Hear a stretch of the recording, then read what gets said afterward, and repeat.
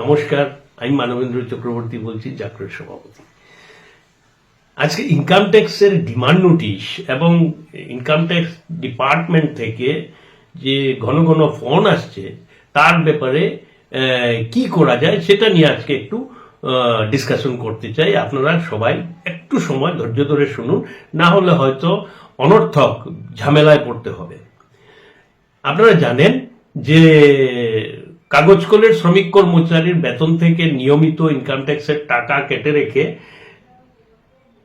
কর্তৃপক্ষ, এই করাপ্টেড কর্তৃপক্ষ 2015-16-17 ইনকাম ট্যাক্স ডিপার্টমেন্টে ট্যাক্সের টাকা জমা করে নাই।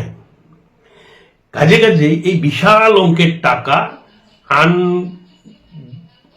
অ্যাকাউন্টেড হয়ে রয়েছে এবং ইনকাম ট্যাক্সে আপনার যে প্যান অ্যাকাউন্ট আছে সেটাতে পেন্ডিং ডিমান্ড হিসাবে দেখাচ্ছে।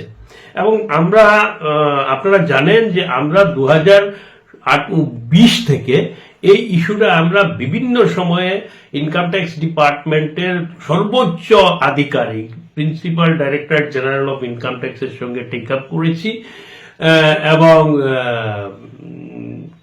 বিভিন্ন আধিকারিক, Guwahati regional office, Shillong regional office, Silchar office এবং গুয়াহাটির অফিসের সঙ্গে যোগাযোগ করে আমরা জানিয়েছি যে আমাদের স্যালারি থেকে এই টাকাটা অলরেডি কাটা হয়ে গেছে এবং যে লাইবিলিটি আছে সেটা হলো কর্তৃপক্ষের, এমপ্লয়ারের। এটার জন্য আমাদের উপরে কোনো ধরনের অন্যায়ভাবে কোনো অ্যাকশন যাতে না হয়।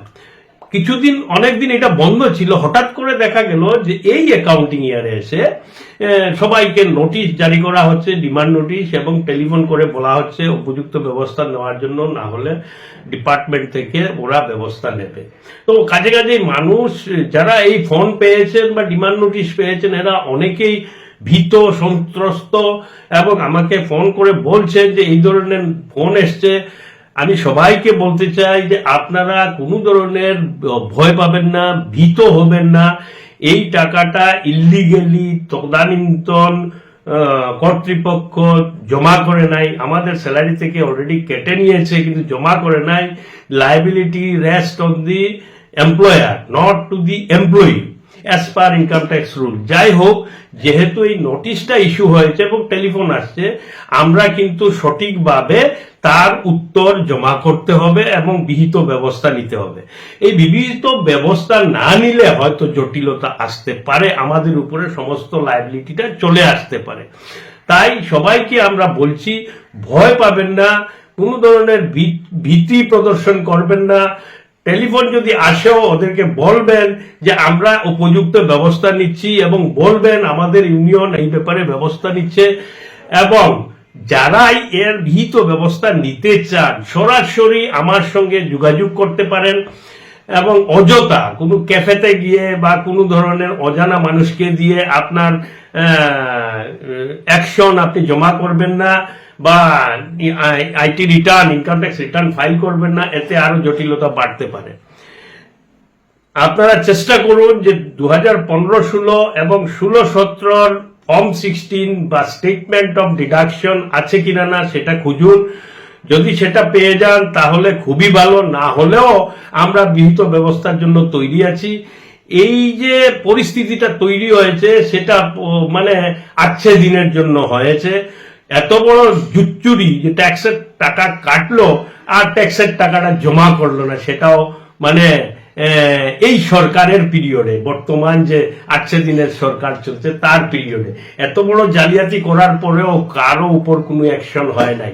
ইনকাম ট্যাক্স ডিপার্টমেন্ট যদিও একটা কেস ফাইল করেছে এবং এই ইস্যুটা নিয়ে লিকুইডেটরের কাছেও গিয়েছে, কিন্তু ওখান থেকে কোনো ধরনের সুরাহা না হওয়ায় ডাইরেক্টলি আমাদের উপরে চাপিয়ে দেওয়ার চেষ্টা করছে। সেটা সব থেকে বড় অন্যায়। It is a case of double jeopardy. Once the tax has been deducted from an employee, it is the liability of the management to deposit tax. An employee cannot be again asked to redeposit this tax on the single income. একই ইনকামের উপরে দুইবার tax হতে পারে না। যাই হোক, আপনারা ভয় পাবেন না, আমরা আছি, আমরা আপনাদের সমস্ত ধরনের সহযোগিতা আগ বাড়াবো।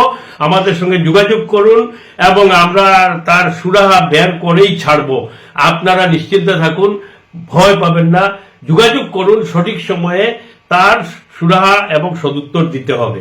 ভালো থাকুন, সুস্থ থাকুন। বন্দে মাতরম, ইনকলাব জিন্দাবাদ।